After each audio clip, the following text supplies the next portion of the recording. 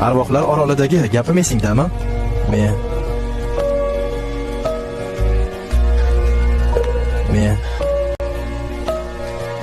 hech qachon seni tashlab ketmayman deb aytgandim.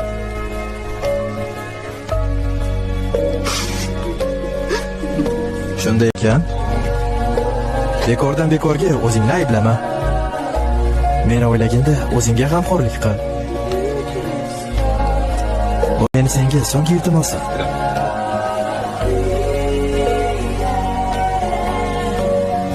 O'zingni asraram.